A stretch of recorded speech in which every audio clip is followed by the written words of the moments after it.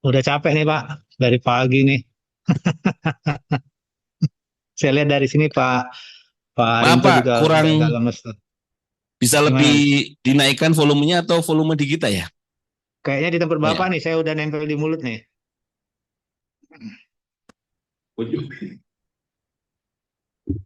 Pak Bonardo, Pak tadi kita membahas yang manis-manis di sini. Jadi mungkin nanti kami butuh satu manis lah dari Pak Bonardo gitu. Anies. Kesempatannya sekarang, ini suaranya masih kecil. Walaupun dari depan saya kedengeran ya. Dari belakang kedengeran nggak? Pak Bonardo, untuk mempersingkat waktu, sebenarnya nanti mohon dipaparkan desain akuntabilitas dan desain evaluasi akuntabilitas di 2026, termasuk pilihan isu eh, apa yang ingin diangkat dalam pengawasan di tahun 2026. Nanti menyangkut lokus yang akan dipilih gitu. Kalau tadi Bu Sri kan misalnya untuk BLU pengelola dana, pendidikan, apa satu lagi apa tadi? Bandara ya, selain yang BLUD kesehatan. Mungkin nanti keluhnya untuk Bapak dan tim, poin itu yang kami mintakan untuk disampaikan. Kami silakan Pak Bunardo. Baik, terima kasih Pak Maman. Selamat sore Bapak Ibu semua, Pak Direktur, rekan-rekan Korwas, dan peserta lainnya. Eh, Terima kasih kami sudah diberi waktu pada sore hari ini. Kami akan mencoba menyampaikan secara singkat bagaimana akuntabilitas yang kami rancang kemarin. Sebagai informasi bahwa saat ini posisi kami sedang menunggu masukan dari Pusra Jakwas dan MKUT ya. Jadi kami tidak merubah dulu, kami buat ekstra kom untuk perbaikannya, tapi yang ada tetap akan kami sajikan saat ini. Baik, disclaimer bahwa konsep yang kami sampaikan ini, draft yang kami sampaikan ini mengacu pada arahan dari PAEB bahwa kita menggunakan tiga kanal saja atau tiga aspek eh, untuk dijadikan apa ya, dijadikan koridor dalam melakukan penilaian atas kualitas akuntabilitas dari BUMD. Kemudian yang kedua tadi menanggapi eh, apa clue atau koridor dari Pak Maman mengenai pilihan-pilihan isu apa dan pada sektor mana yang akan kita ambil apa namanya fokus kita pada saat ini. Sampai dengan hari ini kami diskusi dengan pimpinan baru terbatas pada kita akan memberlakukan semua sama sesuai dengan lokus yang ada dengan tools ini. Kita coba rancang tools ini untuk dapat diberlakukan kepada semua jenis BUMD.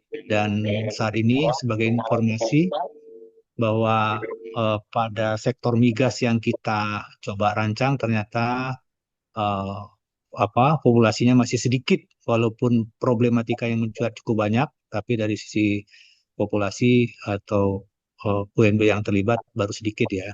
Sehingga kami mengambil area pada keuangan, aneka usaha, air minum dan sedikit migas. Baik, kita akan coba menyampaikan ini. Mungkin boleh slide-nya di ini. Next.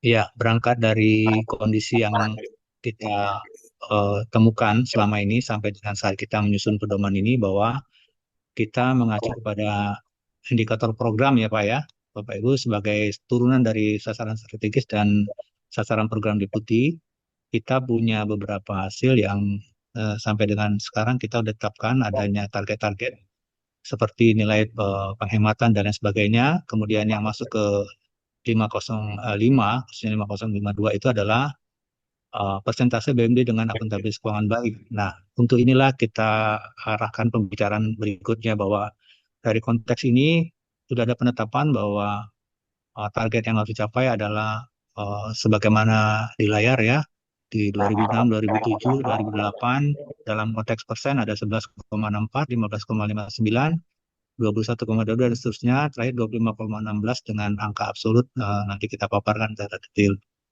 Nah, dari eh, topik inilah kita lanjut ke dalam detail menyusun pedoman bagaimana BPKP dapat memperoleh gambaran bagaimana sebenarnya akuntabilitas keuangan. Dan yang perlu diberikan ditambahkan kinerja lagi BUMD di Indonesia dengan keterwakilan sekitar 732 lokus yang sudah di tagging atau disepakati berdasarkan koordinasi dengan PAIP dan MKOT sampai dengan hari ini. Next. Nah, kita berangkat dari cerita sebelumnya ya, ini akan saya singkat aja bahwa pada konteks BMD agak sedikit berbeda dengan BLUD bahwa ada kutub profit oriented dan sisi lain social oriented sebagaimana diamanatkan pada pasal 7 dari PP 54 mengenai BMD sebagai turun dari Undang-Undang 23 tentang pemerintahan daerah. Nah, karena ada dua kutub inilah maka konten-konten dari seluruh perilaku BMD yang akan kita ukur akuntabilitasnya apakah mengandung dua konteks besar ini. Next. Nah ya, nah kalau kita lihat dari pesan-pesan dari peraturan perundang-undangan bahwa BMD ini masuk pada area lingkungan sosial, lingkungan dia sendiri, kemudian pada aspek ekonomi, bahwa tuntutan kepada BMD ini uh, masuk pada ketiga peran strategis ini, bagaimana mereka bisa membangun lingkungan, yang bisa meningkatkan kohesi sosial, dan terakhir bisa mengambil manfaat pada sisi ekonomi, menjadi motor pertumbuhan regional dan menciptakan daya saing, serta penyediaan nilai tambah ekonomi atau PAD sebenarnya pasal 7 huruf A, B, dan C tadi pada PP 54 2017. Next. Nah, kami juga menangkap dari berbagai hasil historical data wasin kita bahwa secara umum kita menangkap ya Bapak Ibu dari hasil wasin-wasin yang sebelumnya, termasuk dari APP kita sebelumnya bahwa kita melihat bahwa di BMD itu birokrasi dan fleksibilitas itu menjadi hal yang harus didorong ya, bahwa memang birokrasi akan mempersulit, memperumit, tapi ternyata di sana cukup parah birokrasi di BMD. Tadi juga kita baru masuk ke BMD Migas, ternyata birokrasi itu menjadi salah satu handicap bagi mereka untuk dapat bergerak secara fleksibel. Sehingga akibatnya batasan-batasan pada jalur birokrasi melakukan fleksibilitas mereka untuk menangkap peluang bisnis itu menjadi rendah. Kemudian adanya kondisi apa ya, defisit transparansi bahwa kadang-kadang putusan-putusan BMD baik putusan ke depan maupun putusan atas yang sudah diambil itu hanya diambil oleh pihak-pihak tertentu, mungkin ada konten konten interest tertentu ya, dan di situ juga diikuti dengan akuntabilitasnya juga rendah karena kita perencanaan kadang tidak disusun dengan baik, apalagi hasilnya juga tidak diperoleh dengan baik. Kemudian yang ketiga, ketidakseimbangan profit dan sosial. Ada BMD yang sangat tinggi profitnya, tapi pengaruh sosialnya tidak ada. Malah ada sebaliknya, seperti contoh PDAM ya, mengembangkan cakupan-cakupan, pada sisi lain secara internal profitnya menjadi tidak ada, malah rugi. Kemudian karena berkutat pada hal yang itu-itu saja, mereka minim inovasi dan teknologi. Walaupun hal ini tidak tercermin pada BMD yang berada di Jakarta ya, DKI, semua padat inovasi dan teknologi karena memang kendala likuiditas tidak terlalu berat di BMD di DKI Jakarta, sehingga mereka dapat dengan longgar melakukan inovasi dan perbaikan teknologi. Nah, ini yang kita tangkap ya dari rangkuman yang kita baca-baca dari hasil wasin kita juga dan berbagai web yang ada di masing-masing BMD yang kita lihat. Next. Nah, kita masuk pada pesan yang ingin disampaikan dari indikator yang dimintakan kepada kita mengenai akuntabilitas ya. Kita coba menggambarkan apa sebenarnya uh, apa jalur utama dari akuntabilitas ini adalah yang kita tangkap bahwa adanya responsibility dan adanya accountability. Jadi bagaimana BMD itu dapat memberikan jawaban ya bahwa mereka itu didirikan dengan diberikan berbagai amunisi dan bagaimana target yang mereka capai dengan baik. Artinya bahwa mereka harus mampu berakuntabilitas dalam mencapai tujuan mengapa mereka didirikan dan mengapa mereka diberikan amanat perencanaan bisnis pada tiap tahun atau pada jangka waktu 5 tahun. Nah, dengan demikian kita coba ambil fokus pada mereka bahwa kita nanti akan fokus pada pelaksanaan tugas mereka, bagaimana secara internal cascading dari otoritas atau otorisasi Sarekat di dalam BMD dan bagaimana proses kerja. Nah, ini akan kita tuangkan dalam bentuk akuntabilitas, yaitu pengukuran hasil kewajiban, kemudian bagaimana posisi eksternal atau pengukuran diperlakukan, dan terakhir pengendalian tindakan yang dilakukan oleh BMD tersebut. Next, ini sama seperti yang kami sudah jelaskan sebelumnya. Mungkin kita lewat saja, Bapak Ibu. Konsepnya kepatuhan, proses dan program serta kebijakan dan moral ini kita lewat aja. Next. Nah, ini masuk ke sini pesan kepada kami bahwa koridor yang kita gunakan ada tiga, yaitu bagaimana kita menguji akuntabilitas dari BMD itu dari bagaimana warna tata kelola dan keberlanjutan mereka mereka upayakan, bagaimana fakta kinerja layanan dan kontribusi fiskal mereka. Artinya jangan hanya bekerja, jangan hanya berproses, tapi apa hasil kinerja dan layanannya. Kemudian bagaimana mereka tidak apa ya BMD sentris, tapi mereka juga mampu memberi dukungan kepada pembangunan nasional. Jadi environment mereka juga memberi pengaruh manfaat pada lingkungan, yaitu pembangunan nasional dan daerah. Sehingga di ujungnya menghasilkan kepercayaan publik dan pertumbuhan ekonomi bahwa BMD sebenarnya mampu berkinerja sebagaimana harapan dari pemilik atau masyarakat di suatu daerah. Next, ini yang akan kami jabarkan. Nah, dari sini kita coba cari apa sih sebenarnya yang ada yang berlaku. Kita coba ambil beberapa hal, misalnya kita ambil framework dari Korea Selatan, kemudian juga kita ambil dari OECD mengenai prinsip tata kelola sampai kepada praktek penilaian BB existing. Ini juga sudah kami berulang ya. Kita lewat saja Bapak Ibu. Next. Nah, pada awalnya kami menyusun dengan metode scoring ya untuk menggambarkan bagaimana sih kualitas akuntabilitas dari BMD dengan berbagai indikator dengan skala 0 sampai 100, pada 100 mengembalikan skor terbaik dari akuntabilitas sebuah BMD. Namun dalam perkembangannya kita melakukan diskusi dan arahan dari berbagai pihak termasuk dari pimpinan bahwa disepakati kita akan memilih metode maturity. Jadi kita mengukur kedalaman implementasi, pengembangan budaya dan evolusi serta kapabilitas sistem manajemen secara berkelanjutan dari waktu ke waktu. Nah, ini akhirnya kita merubah sistem scoring kita menjadi metode maturity. Jadi sekarang ini yang kami susun, matriks yang kami susun dan pedoman uraian narasi pedoman juga kita sudah arahkan ke penggunaan pengukuran melalui metode maturitas ini. Next. Nah, ini kita coba baik skala 1 sampai 5, level 1 sampai 5, di mana inisial itu bersifat yang tidak permanen, sampai yang terakhir pada level 5 optimizing, menjadi best practice, di mana BMD menjadi mercusuar, menjadi panutan, menjadi benchmark bagi semua BMD atau pihak lain yang mengacu bisnis yang sama dengan BMD tersebut. Ini pada 5 level ini kita coba pecah dalam pengukuran masing-masing indikator atau parameter pada level manakah maturity masing-masing praktek mereka. Nah, ini kita gunakan, kita rubah dan scoring menjadi level ini. Next. Nah, ini tadi kita sudah campur, Pak. Nanti kita masuk gabungannya seperti pada matriks ini, summary kami. Next.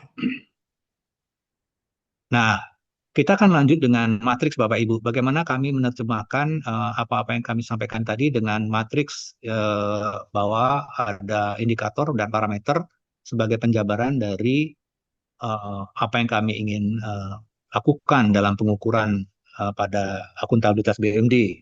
Jadi kita menggunakan 3 koridor aspek, yaitu yang tata kelola dan keberlanjutan, kemudian terakhir sampai dengan terakhir inovasi dan pelayanan. Bisa di-share, Sevi, matriksnya?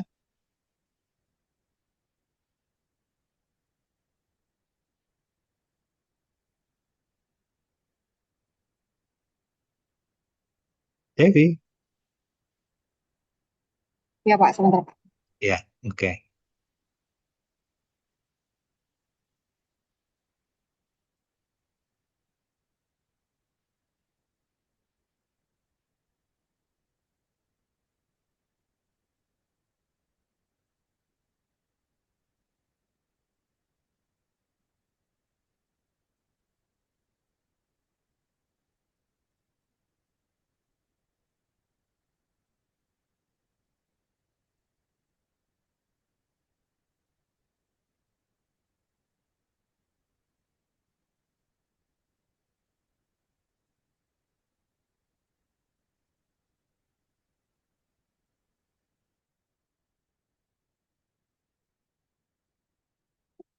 Pak Purnomo, mana?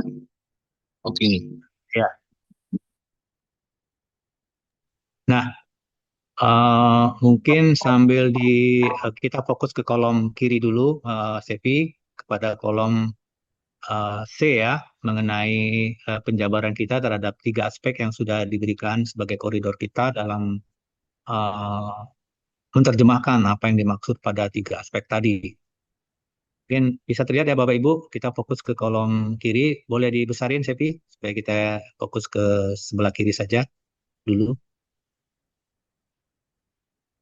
yang kolom C di di zoom zoom out 120% misalnya ya. Ini ya Bapak Ibu. Baik Bapak Ibu, ini di sini kami mencoba yang tadi pertama mengenai tata kelola dan keberlanjutan BUMD. Pada aspek ini kita mengambil tiga tangga ya, aspek, indikator, dan parameter. Pada aspek ini, yaitu aspek tata kelola dan keberlanjutan, kita coba jabarkan bahwa melihat tata kelola dan keberlanjutan itu ada tiga yang harus kita lihat, yaitu mengenai akuntabilitas dari perencanaannya. Bagaimana sebuah BUMD merencanakan apa yang harus mereka kerjakan dan apa yang harus mereka capai untuk jangka waktu menengah 5 tahun dan tahunan ke depan. Kemudian setelah akuntabilitas perencanaan, kita yang kedua, ke bawahnya, Sepi. Kita yang nomor dua, kita lihat mengenai, eh, terus ke bawah lagi. Nah ini, mengenai dua lagi, terus ke bawah. Ini masih satu dua, masih yang nomor dua. Jauh ke bawah, sampai delapan gitu. Nah ini, kita mencoba bagaimana pelaksanaan aktivitas bisnis. Tadi perencanaan mereka, jangka menengah dan jangka tahunan.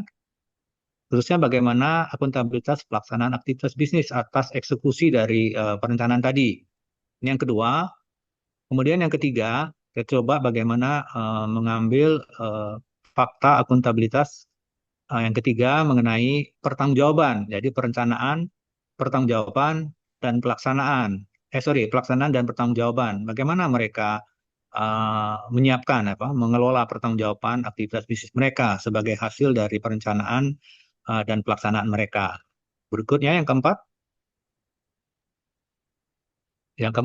mereka masuk akuntabilitas pada pengawasan. Apakah perencanaan, pelaksanaan, dan pertanggungjawaban mereka itu di dalamnya melekat juga proses pengawasan aktivitas bisnis. Pihak-pihak mana yang terkait dan melakukan apa, kita coba lihat di keempat ini. Kemudian yang kelima, pada tata kelola ini kita melihat selain pengawasan, kita maksud pada penatausahaannya, jejak. Jadi jejak-jejak perlakuan apa aktivitas bisnis mereka itu kita lihat. Apakah jejak ini terlihat? Bagaimana jejak itu dibuat dan bagaimana jejak itu menjadi ada? Jadi kita lihat dari yang kelima bahwa akuntabilitas penatausahaan ini menjadi sorotan kita untuk dapat menjelaskan akuntabilitas mereka. Next, yang keenam. Nah, yang keenam ini kita coba melihat akuntabilitas penggunaan KPI. Apakah KPI ini menjadi driver bagi mereka untuk mencapai tujuan bisnis? Jadi tadi ada perencanaan, pelaksanaan, pertanggungjawaban, penatausahaan, kemudian KPI-nya. Walaupun mungkin di KPI kita akan taruh di awal ya, tapi intinya kita masukkan KPI. Next, ketujuh. Nah, ini kita bertanya tadi tata kelola dan keberlanjutannya. Bagaimana mereka mencoba menjabarkan bahwa sustainability menjadi hal yang harus dimiliki karena BUMD didirikan bukan untuk kebutuhan sesaat, tapi memang untuk memenuhi kondisi going concern bahwa keberlangsungan menjadi penting bagi BUMD. Nah ini kita juga soroti bagaimana kebijakan keberlanjutannya dan sebagainya. Yang kedelapan, kita oke sampai tujuh ya Bapak Ibu mengenai tata kelola tadi kita yang ketujuh. Kemudian yang kedua pada aspek kedua kita menjabarkan kinerja layanan dan kontribusi fiskal. Nah pada kinerja layanan dan kontribusi fiskal ini kita jabarkan menjadi indikator bagaimana kualitas layanan yang mereka berikan. Ini tadi hasil ya, result ya. Ini kualitas layanannya bagaimana sih kondisinya. Kemudian aksesibilitas layanan yang mereka berikan itu bagaimana. Berikutnya mengenai responsiveness dan penyelesaian permasalahan. Yang berikutnya kepatuhan dari tata kelola itu tersebut, kemudian kontribusi fiskal, ke kas daerah, baik dari PAD, pajak-pajak daerah, dividen, dan sebagainya. Sampai yang terakhir pada poin ini adalah mengenai 8 inovasi dan layanan. Nah, berikutnya pada aspek berikutnya, yang ketiga, kita masuk pada dukungan terhadap pembangunan nasional dan daerah. Kita coba apakah ada dukungan mereka terhadap apa namanya pembangunan nasional dan daerah, apakah ada penugasan pemerintah dan lain sebagainya. Ini kita menjabarkan ketiga aspek tadi ya, ketiga aspek yang menjadi koridor kita. Kita akan coba sedikit masuk pada aspek pertama, tata kelola mengenai perencanaan. Kita naik ke depan, ke atas, Sevi. Ya, pada bagian ini, yang satu, teknik kita pada bagian ini kita membagi kepada level maturity dari ad hoc sampai menjadi benchmarking ya, ya menjadi optimum ya, decisional. Nah, ini kita membagi derajat-derajat ke apa maturity mereka pada setiap aspek. Contoh, kita mengenai akuntabilitas perencanaan. Kita mulai dari proses penyusunan dokumennya sendiri. Kita mencoba menjabarkan pada derajat-derajat. Yang pertama mengenai transparansi dari yang eh, apa ya, yang tertutup sampai sangat terbuka dan dapat menjadi panutan semua pihak. Itu yang pada optimal level 5 ya, optimal ya, di mana tahapan penyusunan rencana bisnis terpadu dalam sistem IT secara efektif dengan stakeholders yang hasil dokumen rencana bisnis terbuka untuk umum dan ringkasan publik yang tersedia, mudah diakses. Artinya ketransparanan dari maturity dari ketransparan ini kita coba rancang pada optimum 5 dengan kondisi yang saya sampaikan tadi. Nah, kira-kira ini eh, istilahnya yang struktur yang kita susunkan ke dalam pola maturity dan penjabaran dari aspek dan indikator. Mungkin saya akan menambahkan sedikit mengenai turunan setelah indikator yaitu ke parameter. Kita geser ke kiri sedikit, Sepi, penjabaran dari transparansi proses. Nah, ini kita transparansi proses itu, proses penyusunan kita bagi menjadi transparansi proses, kemudian bagaimana partisipasi stakeholders, karena uang dari pemerintah ini yang ditaruhkan di dalam BUMD harus juga melibatkan berbagai pihak, sehingga kita mengukur juga bagaimana partisipasi stakeholders. Kemudian 113 di bawahnya, bagaimana kepatuhan BUMD terhadap regulasi, baik dalam penyusunan perencanaan maupun hal detail lainnya dalam perencanaan. Apakah mereka mematuhi dalam hal ini? Kita coba memicu pertama dari Permendagri 118. Ini adalah Permendagri yang mengatur mengenai proses perencanaan dari sebuah BMD. Secara detail ada diatur di Permendagri 118 2018 ini. Kemudian dalam perencanaan kita juga lihat bahwa bagaimana dokumentasi mereka dan pelapor mereka dalam proses perencanaan itu, karena jejak-jejak ini harus menjadi pegangan bagi mereka dalam mengakuntabilitaskan atau mempertanggungjawabkan perencanaan mereka. Kemudian bagaimana proses menyusun perencanaan itu diawasi dan dievaluasi agar kekeliruan perencanaan tidak terlalu jauh sehingga proses perbaikan menjadi terlalu rumit. Maka proses pengawasan dan evaluasi menjadi perhatian kita. Kemudian yang berikutnya, bagaimana mengintegrasikan perencanaan dan kinerja yang 1.1.6. Ini kita juga menjadi bagian perhatian kita agar perencanaan ini hanya jangan berjalan sendiri perencanaan, tapi tidak mengacu kepada manajemen kinerja. Artinya kinerja harus menjadi hasil dari sebuah proses perencanaan. Jadi kinerja memang direncanakan untuk memperoleh sesuatu dengan proses perencanaan yang baik. Artinya kinerja tidak dapat dengan cara untung-untungan. Kita coba by design. Nah, Bapak Ibu semua, ini detail-detail dari matriks ini menjadi pegangan kita untuk menjabarkan apa maksud dari teknik pengukuran dari akuntabilitas BMD. Nah, kita sudah melakukan beberapa piloting ya, sebagai contoh dilakukan di Bekasi kemarin ya, Tirta Patriot.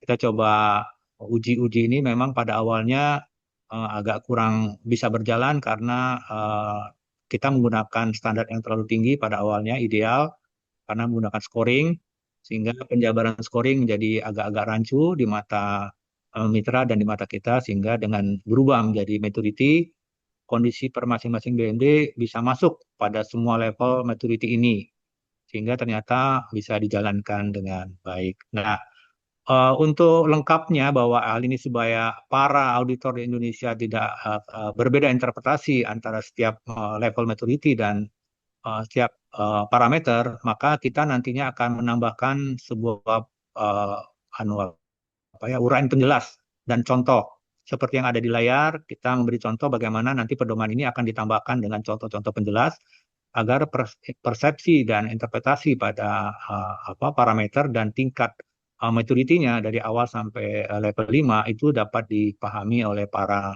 auditor yang menggunakan scorecard ini. Nah, nanti sehingga tidak terdapat penyimpangan bias yang terlalu jauh penilaian antar auditor di perwakilan BPKP seluruh Indonesia. Ini yang kami rancang, Bapak Ibu, boleh di-scroll sampai habis sampai bawah, Sepi. Ini kami sudah susun semua. Yang ini menjadi lampiran dari pedoman. Jadi dari pedoman pedoman akuntabilitas sudah kami susun. Yang saat ini sudah berproses beberapa hari atau beberapa minggu di MKT dan Putra Jakwas. Berikutnya kami akan coba spill pedomannya sendiri. Boleh di-share, Sepi, pedomannya.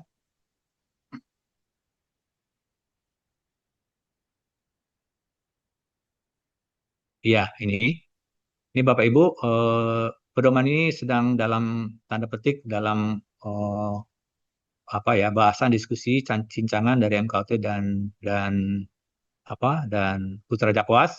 Mungkin bisa ditampilkan struktur dari daftar isinya. Ini Bapak Ibu, kita mulai dengan beberapa bab, dimulai dari kata pengantar, konsep dan penilaian akuntabilitas yang tadi saya sampaikan. Kemudian bagaimana pengukuran kinerja Deputi Akuntan Negara yang mengharuskan kita melakukan proses penilaian akuntabilitas kinerja BMD. Kemudian yang keempatnya adalah bagaimana kita melakukan penilaian akuntabilitas badan usaha milik daerah untuk 2026 sampai 2009 yang sebagaimana scorecard yang kami sampaikan dan yang termuat dalam pedoman ini. Yang berikutnya bab 5-nya, bawah lagi. Nah, ini tahapan, jadi teknik kita melakukan penilaian akuntabilitas badan usaha milik daerah, maksud saya, maaf, ini keliru, badan usaha milik daerah ya. Ini yang akan dilakukan secara standar oleh seluruh tim review, audit di perwakilan BPKP seluruh Indonesia. Jadi ini konten yang termuat di dalam pedoman ini, Bapak Ibu, bisa di-scroll secara perlahan, Sepi. Terus, ini dari bab 1 sampai bab 5-nya sudah kami redaksikan di awal, sambil secara ekstrakom kami juga mencoba mencari lagi tambahan-tambahan masukan, termasuk ada 2 pesan, yaitu pertama mengenai perbanyakan indikator mengenai sumber daya manusia yang berkaitan dengan proses rekrutmen manajemen, direksi, manajer, dan lain sebagainya pegawai yang mungkin selama ini dari hasil penelitian kita menjadi sumber indikasi bahwa kegagalan BMD itu karena pelaksananya tidak berkompeten, tidak memiliki latar belakang, tidak memiliki kompetensi, dan tidak memiliki motivasi dan integritas dalam melaksanakan bisnis BMD sebagaimana diamanatkan dalam pendirian BMD. Demikian Bapak Ibu, sejauh ini yang kami sudah siapkan, yang nantinya akan dilanjutkan setelah ini mungkin bila diperlukan kami akan tampilkan mengenai lokus ya, lokus dari pilihan-pilihan BMD yang akan menjadi sasaran kita untuk menilai seberapa jauh akuntabel BMD yang selama ini kita bina, ya kita wasin dengan pembinaan dengan dilaksanakan oleh seluruh perwakilan BPKP. Mungkin boleh di spill mengenai pilihan-pilihan lokus kita, tapi yang ada pendekatan hijau, BMD Award, laba, dan lain sebagainya.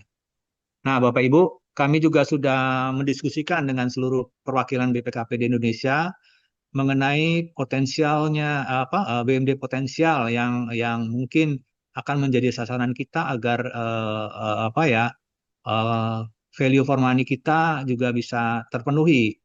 Jadi kami mendekati pilihan dalam seleksi, yaitulah mengenai bahwa BMD-nya kita pilih adalah BMD yang masuk ke zona hijau dulu, kemudian kinerjanya sehat, kemudian memperoleh BMD Award kemarin, dan selanjutnya skor MR-nya bagus atau yang paling tinggi lah ya. Jadi pendekatan pertama kita inilah dalam kita memilih, walaupun tidak semua BMD atau daerah atau provinsi atau kabupaten itu memiliki BMD yang masuk zona hijau atau masuk BMD Award atau kinerjanya bagus, tapi dari yang ada kami ambil yang paling tertinggi lah kondisinya. Nah, ini kami sudah pilih Bapak Ibu, taggingannya sudah kita diskusikan dan seluruh teman-teman, dan beberapa kali ini juga mengalami perubahan karena terjadi kasus-kasus pada beberapa BMD sehingga harus diganti, dan juga ternyata ada perkembangan-perkembangan baru yang dideteksi oleh teman-teman perwakilan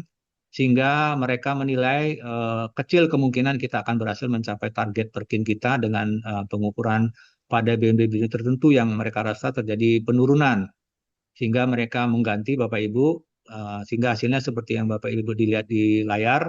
Inilah pilihan-pilihan BMD yang menjadi eh, lokus kita untuk dikerjakan saat penilaian akuntabilitas kinerja keuangan dan kinerja BMD di tahun 2026 ini. Dan ini pilihannya juga berkembang untuk 2007 dan lebih selanjutnya. Artinya kalau ini lolos baik, maka dia akan tetap menjadi pilihan di tahun-tahun ke depannya. Ini Bapak Ibu yang bisa kami sampaikan, jadi paket pedoman, scorecard, kebijakan konsepnya, sampai dengan pilihan taggingan. Sejauh ini sudah kami sampaikan, diskusikan kepada teman-teman di perwakilan. Kita meminta masukan-masukan dan kita coba tambahkan sebelum kami kirim ke Putra Jakwas dan MKT. Nah, yang terbaru, Bapak Ibu semua, Bapak Ibu Direktur, rekan-rekan Korwas, dan rekan-rekan yang lainnya, kami mencoba melakukan simulasi melalui diagnostik. Jadi berdasarkan scorecard tadi, kami melakukan diagnostik di tempat kami maupun beberapa perwakilan sudah melakukan juga diagnostik, baik untuk menguji penerapan scorecard tadi, juga untuk menguji seberapa potensial validitas pilihan dari lokus-lokus BMD ini akan mereka teruskan dengan menjadi target sasaran penilaian akuntabilitas keuangan dan kerja BMD ini di baik di TW3 maupun TW4 nanti. Nah, sejauh ini itu sedang berlangsung dan mereka walaupun ada kendala di sana sini, tapi mereka sudah memahami tujuan bahwa pengukuran ini menjadi penting dan nantinya akan menjadi bahan bagi mereka di tahun depan untuk menjadi fokus pengawasan mereka. Jadi apabila ditemukan area improvement pada masing-masing indikator atau parameter sini, itu kan menjadi fokus mereka di tahun kemudian untuk menjadi sasaran was-in pembinaan. Jadi item-item indikator atau aspek inilah atau parameter inilah menjadi sasaran pembinaan mereka, baik pekerjaan consulting maupun assurance. Ini Bapak Ibu kertas kerja kita dalam melakukan penyusunan tadi. Demikian Pak Ibu Direktur, rekan-rekan Korwas, dan rekan-rekan semua yang kita di Bandung, kami sampaikan melalui jalur Zoom, dan selanjutnya kami kembalikan ke Pak Maman untuk siap menerima masukan dan arahan serta perbaikan atas apa yang sudah kami sampaikan tadi. Terima kasih. Oh, terima kasih Pak Punardo. Kita kasih plus Bapak Ibu. Kayaknya kurang semangat aplausnya nih. Iya, nggak kedengaran tepuk tangannya di sini. Punardo. Iya, ya, oke. Karena Terima kasih Bapak Ibu. sibuknya belum bisa bergabung dengan kita gitu. Iya. Sebagai info Pak Maman, jadi saya menyampaikan bahwa kami diminta Pak Deputi diarahkan bersama dalam beberapa hari ini mengikuti fokus grup BMD Migas Indonesia yang diadakan di Cikini beberapa hari dengan narasumber dari berbagai lembaga, ada KPK, BPK, Kejaksaan, BPKP maupun dari Kementerian SDM. Tadi sudah hadir, dari kemarin kita sudah hadir, tadi juga sudah hadir, dan besok mungkin kami akan mendapatkan konklusi ringkas mereka. Mereka akan mengambil simpulan terhadap mau dibawa kemana BMD Migas ini di dalam kemelut perbedaan persepsi antara penyelenggara dengan para penegak hukum. Itu tadi mengapa kami belum bisa hadir. Mohon izin Bapak Ibu semua. Terima kasih. Demikian Pak Maman. Ya Pak, justru itu yang mau pertama saya tanyakan Pak. Tadi di Monggo Pak. lokusnya Pak Bonardo itu kan lebih ke ini ya, ke apa? Warna hijau, kuning, merah gitu kan. Ya, Mungkin yang belum terlihat itu ke tematiknya Pak, tematik BUMD-nya gitu. Apalagi tadi saat ini Bapak kan di migas gitu. Karena nanti arahnya ke pengambilan tema apa sih sebenarnya yang ingin didalami oleh teman-teman Bupwas BUMD di tahun ini. Artinya rumusan pengawasan apa dan mungkin yang berbeda dari yang sebelumnya di penilaian parameter ini belum dilekatkan dengan TO APP-nya Pak, TO evaluasi. Mungkin mungkin masih berproses ya di tempat Pak Bunardo. ya Mungkin betul. setelah ini sebaiknya nanti dilengkapi bersama dengan teman-teman yang lain bahwa desain pengawasan kita itu nanti sekali masuk dapat semua kan, begitu ya Pak ya? Ya, rencananya begitu Pak Maman. Jadi makanya Sevi boleh di-spill dulu yang pilihan tadi. Kami mengambil eh, berbagai perwakilan dari eh, sektor BUMD. Kalau diperhatikan tadi, di situ ada keuangan, ada air minum, ada migas, ada aneka usaha. Kami mencoba mengambil keterwakilan mereka semua yang nantinya kita akan mencoba mengklaster kualitas pada masing-masing sektor itu. Itu rencananya Pak Maman. Jadi karena kebetulan karena ini menjadi target Perkin, maka kita juga punya risiko ya bahwa kalau kita fokuskan pada satu sektor atau dua sektor, kemungkinan besar gap antara BUMD pada sektor itu yang baik dan yang buruk itu berbanding terbalik. Jadi jumlah BUMD yang mungkin lolos akan sedikit dibanding dengan yang tidak lolos. Jadi kalau kami terlalu perhitungan pada pilihan satu dua sektor menjadi fokus utama kita, pada sisi lain ada risiko atau sorry ada konsekuensi capaian target kinerja menjadi tidak tercapai berpotensi. Jadi kami coba nanti akan mengklaster dari pilihan-pilihan ini klaster-klaster pada sektor yang ada. Jadi jasa keuangan yang kita kumpul, tapi inilah lokusnya. Kalau Bapak Ibu perhatikan di sini ada perbankan ya, ada migas, ada air minum dan ada aneka usaha pada dasarnya. Nanti pada saat prakteknya kita akan mengklaster ini pada kelompok-kelompok yang disampaikan oleh Pak Maman tadi, sehingga warna akuntabilitas pada semua sektor keterwakilan tadi dapat kita tonjolkan. Tapi itu pun kami siap nanti kalau diperlukan bahwa akan ada satu fokus yang clear atau dua fokus yang clear, kita akan coba lakukan penajaman kembali Pak Maman. Demikian Pak Maman.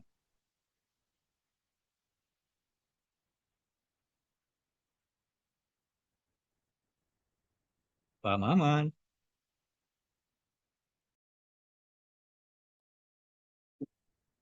Kalau memang kita fokus pada pencapaian kinerja, di sisi lain kita jangan hanya ngambil yang hijau gitu. Artinya eh, perlu diambil yang merah gitu supaya tahu atau kuning atau merah gitu supaya tahu isu pengawasan gitu.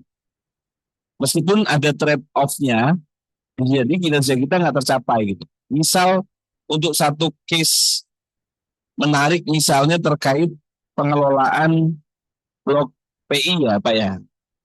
Kalau sekilas datanya itu ada sekitar di atas 100 wilayah kerja yang sebenarnya ada PI-nya kan itu Pak. Cuman baru terkelola sekitar belasan gitu. Ini 16 Pak, baru 16. oke belasan ya 16 tadi ya. Dari sekitar 100 sekian blok wilayah kerja yang bisa dikelola yang ada PI-nya.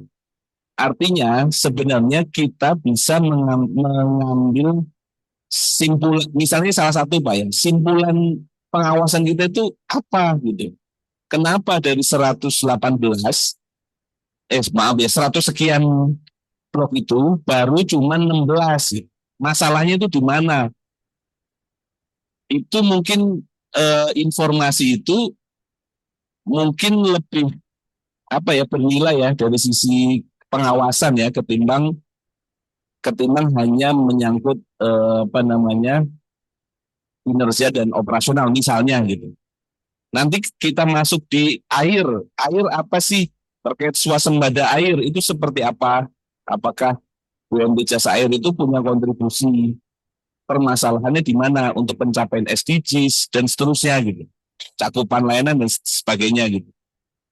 Jadi mungkin ke sana Pak diarahkan beberapa tema yang mungkin dalam tanda kutip ini ya berpotensi mendapat atensi lebih ya dari pimpinan maupun kita bisa eskalasi ke level yang lebih tinggi. Karena misalnya blok PI. PI itu sebenarnya solusi untuk salah satu solusi untuk mengatasi fiskal daerah yang hari-hari ini semakin tipis kan Pak. Artinya daerah diminta untuk melakukan berbagai macam upaya kreatif untuk nambah fiskal daerahnya gitu.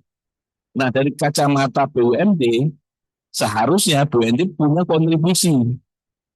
Kalau kita berharap sama BUMD yang lama-lama, ya Bapak tahu lah kondisinya gitu kan. Salah satu yang masih apa ya punya potensi besar itu kan di migas itu gitu, di mana ya sebenarnya pengurusnya duduk manis saja malah dividennya gede kan gitu, ketimbang dia malah apa mengusahakan justru rugi atau bahkan apa keuntungannya nggak optimal. Kira-kira itu Pak. Jadi eh, kontribusi pengawasan kita untuk mendukung dalam tanda kutip misalnya fiskal daerah dengan mendorong percepatan PI ini relevan karena Bapak kan lagi mengikuti itu ya katanya. Jadi kita bisa ngambil ceruk itu Pak gitu. Jadi Oke, ya, ya, siap. misal Kami ini salah catat, satu Pak. contoh Pak, salah satu contoh. Ya, ya, kami catat, Pak. Nanti pada sektor lain kita coba ambil kekhususan pendalaman dari topik masing-masing sektor yang menonjol ya. Seperti tadi mungkin perbankan mengenai kredit ya, rakyat ya. Betul, perbankan Ya, Pak, perbankan oke, daerah ya, misalnya. ya, perbankan daerah. Oke, nanti kami catat, Pak. Kami follow up dengan penajaman pada beberapa indikator kekhususan di masing-masing sektoral. Makasih, Pak Maman. Baik, terima kasih Pak Bunardo. Nah ini Ya. mungkin ada lagi Bapak Ibu yang ingin berinteraksi dengan Pak Bunardo atau mungkin sudah kangen nggak ketemu muka dengan Pak Bunardo mau menyapa lewat via Iya, maya gitu. Pak Maman, Iya justru Pak. saya dulu sebelum rekan-rekan saya mau menanya nih konteksnya dengan BUMN ya, Iya, BMD ini. Jadi gini, karena kita tahu bahwa apa namanya bonding antara BUMN dan BUMD ini sudah menjadi perhatian saat ini bahwa BUMD dan BUMN itu diminta untuk melakukan kolaborasi ya pada masing-masing sektoralnya. Misalnya migas ya ke migasnya, kalau air minum ke BUMD air minum, BUMN air minum, begitu juga perdagangan dan lain sebagainya. Nah, pada bagian ini untuk memperkaya indikator parameter kami yang di sini kami ini katakan kira-kira eh, poin apa yang bisa kami tangkap ya untuk kami masukkan bahwa memang kita bisa mengukur bonding antara BUMN dan BUMD ya. Modelnya mungkin kerjasama atau hal lainnya. Tapi intinya pada paket yang sama, yaitu bahwa mereka kerjasama BNI dan BUMN ini bisa meningkatkan tata kelola, meningkatkan kontribusi fiskal, juga meningkatkan kualitas keberlanjutan, serta penugasan-penugasan pemerintah. Mungkin ada dari sisi teman-teman BUMN yang bisa memberi katakanlah ada linkage yang kuat bisnis BUMD dan BUMN. Itu Pak Maman, kami tunggu. silakan Bapak Ibu. Ini ada apa namanya pertanyaan atau bahkan permintaan ya, eh, bonding atau interaksi atau kita sering menyebutnya kemarin ini ya sinergi, Ah iya betul, sinergi, betul. sinergi eh, antara BUMN sama BUMD. Kemarin setidaknya kalau dari pihak kami melakukan PIA lah Pak ya, ada beberapa sektor sebenarnya Pak yang bisa disinergikan sebenarnya. Artinya Hmm, misalnya pengelola kawasan dengan air minum, karena salah satu ya. kebutuhan pengawasan itu pasti air minum kan itu. Ya, kasus Bali ya, kasus Ya, Mandalika, ya kasus ya, Mandalika. Ya, misalnya. betul. Oke. Kemudian ada di sektor transportasi. Kemarin ada beberapa kereta api perintis itu kan. di Hmm. Sulawesi, kemudian di mana ya kemarin ya? Tim yang Mbak Devina kemarin yang antara KAI dengan mana ya? Di Jakarta itu BUMD mana? Kalau nggak salah antara BUMD, Hah? Transjakarta, Hah? Ya, Jakpro. KAI dia punya kolab sinergi dengan BUMD Jakarta. Oke. Namanya apa gitu. Artinya beberapa sebenarnya ini perlu didalami lagi Pak Bunado, termasuk tadi yang migas dan sebagainya itu peluang untuk sinerginya sangat besar sebenarnya. Cuman ya Nah, PI-nya baru baru 16 Pak gitu. ya. Dari Nah, 100. nah itu Pak Maman yang saya perlu itu purpose apa yang mengikat mereka. Jadi mereka panggilan apa yang menyebabkan mereka itu melakukan sinergi? Adakah bentuk simbiose mutualisme yang mereka apa ya, yang mengikat mereka, yang menjebak mereka sehingga mereka harus melakukan proses bonding atau sinergi. Nah, ini kalau ada poin-poin ini yang mungkin bisa di-share dari BUMN ke kami, nanti saya coba lacak ke teman ke semua BUMD lain yang sejenis. Misalnya tadi kan ada eh, chain dari transportasi ya, transportation chain itu dari yang ini sampai yang ke pelosok. Misalnya tadi dengan KAI ya, mungkin kaitannya dengan Transjakarta dan lain sebagainya untuk feeder-feeder misalnya kaitannya. Nah, bonding mereka adalah pelayanan bahwa diperlukan pelayanan pada masyarakat transportasi mereka sehingga harus melakukan perikatan, bonding mereka.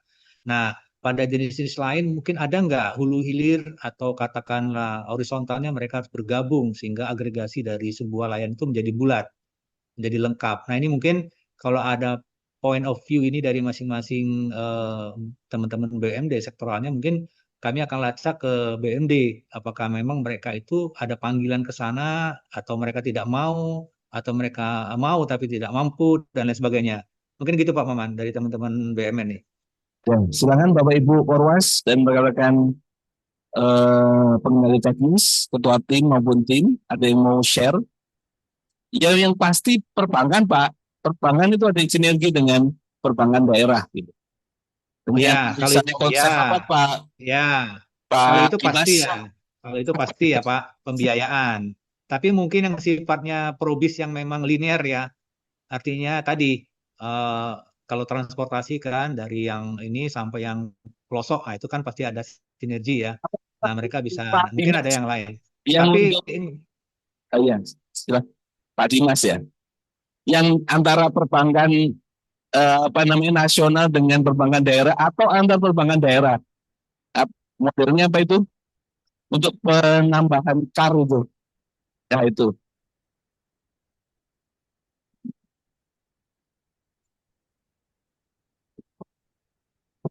Tahu B. Pak Pur nggak tahu itu. Kalau B dapat sama tuh kan tahu cuman kamu sama pun itu. iya, betul Mas Dimas.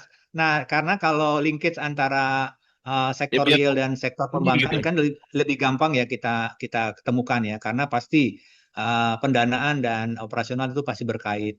Tapi contoh tadi Pak Mas Dimas bilang mengenai KUB ya, ada sinergi, tapi ini antar BUMD, mungkin BUMN dengan BUMD ada. Contoh antara Bank Maluku Malut dengan Bank DKI. Ini ada sinergi mereka karena kebutuhan penggalangan dana untuk pemenuhan MIM ya, modal inti minimum. Mungkin dalam konteks hubungan dengan BUMN juga pasti ada ya.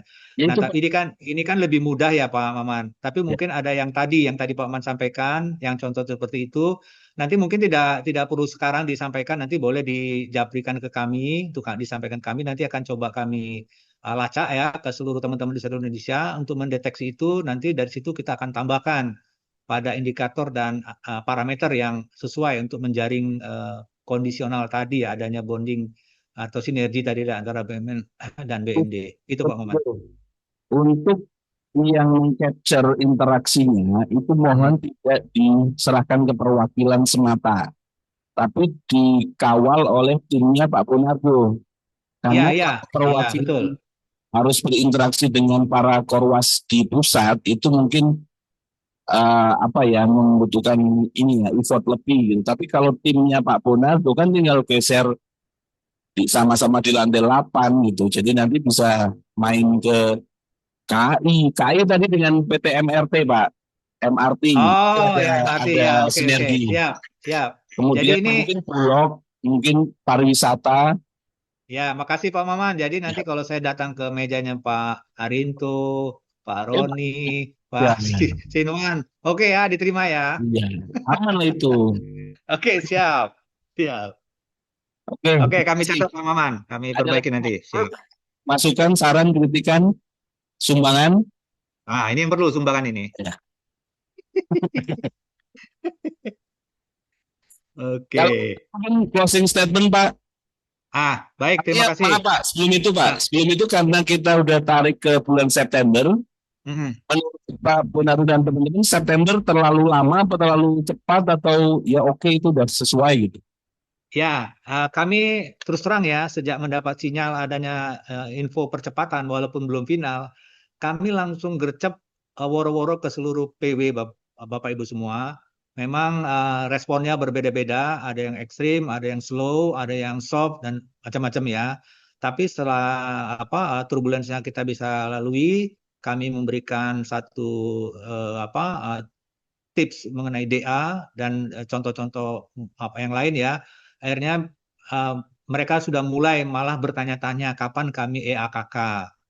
Nah, jadi karena ada sinyal itu mereka merasa sudah bisa masuk. Tapi saya sampaikan kalau Anda men-DA dulu monggo saja EAKK untuk mendapat gambaran, tapi mohon bersabar menunggu pedoman yang tidak terlalu lama lagi. Jadi pertanyaan Pak Maman kalau kita masuk ke September bisa apa enggak? Saya rasa malah lebih soft Pak Maman di September. Saya rasa pertimbangannya bisa di September. Demikian Pak Maman. Eh, Nanti mungkin akan kebuka lagi ya kalau tadi di PLU itu go nasional, go internasional pengawasannya. Iya, mungkin nanti semoga di tempatnya Pak Bon, isu-isu pengawasan yang mencakup nasional bahkan internasional bisa di capture karena misalnya kalau kita lihat di RPJMN salah satu ya BUMD yang disebut secara spesifik di situ tuh BUMD Jakarta Pak. Ya, Iya, betul. RPJMN ya terkait MRT dan sebagainya ya. Itu mungkin informasi yang lebih terkait itu setidaknya bisa kita provide lah. Sekaligus dia menjelaskan BUMD sektor transportasi ya Pak ya. Ya, nanti akan coba kami ini lagi koridor-koridor informasinya akan coba kami diskusikan dengan teman-teman DKI ya. Tapi sekali lagi nih Pak, untuk DKI ini disclaimer ya untuk yang tadi BMD yang Bapak maksud itu sekali lagi mereka ini support Ya, subsidinya itu sangat disiplin. Jadi akan berbeda. Ini tidak bisa kita bandingkan dengan daerah lain karena subsidi pada BMD yang Bapak maksud itu konsisten dan nilainya besar. Jadi likuiditas tidak menjadi masalah di BMD Jakarta ini.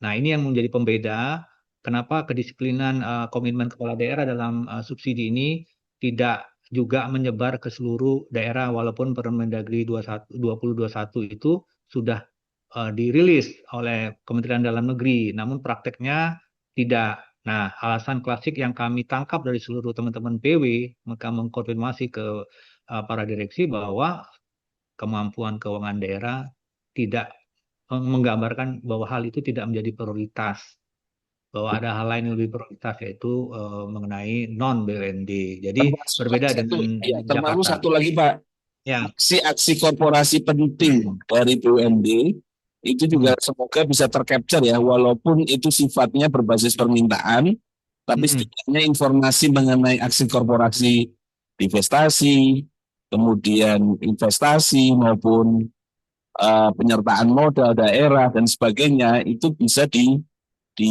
capture juga di evaluasi EAKK gitu. Karena sebenarnya ya banyak sebenarnya kalau kita lihat beberapa penugasan di perwakilan yang sebenarnya melakukan itu gitu. ya, oke. Kami catat Pak untuk bagian ini ya. Ini baru nih ya. Ini baru nanti kita coba karena banyak juga permintaan QA ke kita untuk aksi korporasi. Ada yang juga non QA. Nanti kita coba rangkum. Kami sudah monitor juga ada lembar link monitoring kami untuk permintaan aksi korporasi dari mitra ke PWPW. Sejauh ini cukup banyak ya. Sebagian kecil ada yang disampaikan kami untuk QA. Nah, saya menambahkan satu nih isu baru nih Pak, mungkin berlaku juga untuk BMD. Jadi ada debat tadi tambahan, mungkin berlaku juga untuk teman-teman di direktur yang terkait mengenai laba badan usaha ya. Jadi migas terutama sektor migas dan API tadi didiskusikan mungkin ada kaitannya dengan kita bahwa aparat hukum menilai bahwa penggunaan dana PI yang berlebih disetor ke pemilik atau menjadi laba ya menjadi penyumbang laba sebuah BMD itu menjadi area merah apabila dijadikan sebagai sumber tantiem dan bonus. Nah, ini menjadi mungkin kami mohon masukan ya, apakah ini akan kita konfirmasikan ke seluruh teman-teman PW yang ada yang melakukan mesin BMD Migas, apakah BMD Migas ini menggunakan kelebihan dana PI-nya itu untuk memberikan tantiem dan bonus. Karena secara substance, tantiem dan bonus itu diambil berdasarkan kinerja. Ada persepsi tadi bahwa dana P itu bukan kinerja BMD Migas. Itu merupakan dalam tanda petik pemberian ketentuan. Ketentuan yang memberikan hak PI 10%.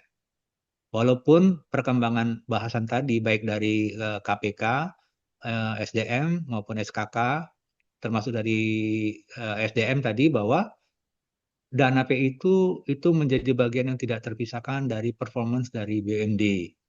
Agar mereka tidak hanya sebagai penerima pendapatan saja. Nah, ini mungkin kami juga mohon masukan nanti kalau ada teman-teman 504 yang sudah sudah punya banyak pengalaman terkait ini, karena ini akan tadi saya sounding ke teman-teman PW di Japri rata-rata seperti itu. Nah, apakah ini memiliki rujukan ketentuan yang kuat atau benchmarking atau best practice atau berbasis prinsip-prinsip akuntansi SAK ya, bahwa recognition atas tantiem itu berbasis hal yang berbau kinerja saja, bukan karakter pada PI yang merupakan hasil pemberian dalam tanda petik ketentuan peraturan undang-undangan. Ini tambahan Pak Maman dari kami. Terima kasih Bapak Ibu atas masukannya. Kami akan follow up dengan apa yang disampaikan tadi.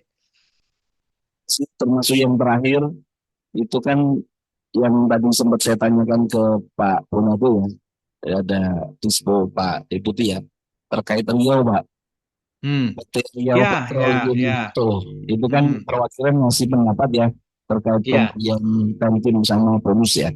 Jadi ya, nanti itu sebaiknya keluar satu arahan ya dari 505 terkait hal yang sama, apakah jadi kan Pak Deputi minta supaya ada keseragaman gitu. Jangan sampai nanti tiap perwakilan punya pendapat yang berbeda gitu. ya, Apakah TNPI bisa langsung dipakai buat dasar pemberian tanzim atau bonus gitu. Baik Pak, ya. nanti Ya, itu terima kasih. Siap. ya silakan dielaborasi lebih lanjut di tim Pak Purnardo dan teman-teman semuanya. Sekali lagi kita kasih aplaus yang meriah buat Pak Purnardo dan tim. Terima kasih Pak Maman. Iya. Izin. Kami Mungkin di close. Baik. kesempatan lain kita bisa bergabung bersama-sama ini. Siap. Iya. Oke. Makasih Bapak Ibu semuanya. Sebenarnya masih ada BUMDes nih. Satu lagi nih, terakhir mohon kesediaan waktunya sebentar untuk BUMDes. Udah Karena udah nggak sabaran Bu Trinya Pak. iya, Putri masih ada. Enggak, Putri kan nggak hadir. Timnya Putri silahkan kita kasih kesempatan minta waktunya sebentar aja. Nanti malam kita khusus bahas streamline. Kalau masih pada kuat. Ayo silahkan, BUMDes, Bapak Ibu di BUMDes, singkat sampaikan sebenarnya BUMDes itu eksis. Halo, ayo mewakili, ayo Pak Dalnis, Ketua Tim dan tim maju ke depan. AN kurang kalau nggak ngomongin BUMDes nih, biar lengkap nih. BUMN sudah, BUMD sudah, BLU, BLUD sudah. Tinggal satu lagi nih, BUMDes. Yang sekarang menghadapi kompetitor utama bernama KDKMP dan nanti akan menghadapi KNMP juga gitu. Koperasi Nelayan Merah Putih. Belum launching. Ada lagi. Hah?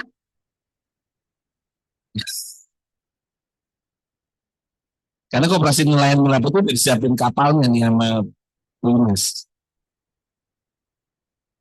Ayo maju ke depan. Mana nih Pak? Pak Dalnis?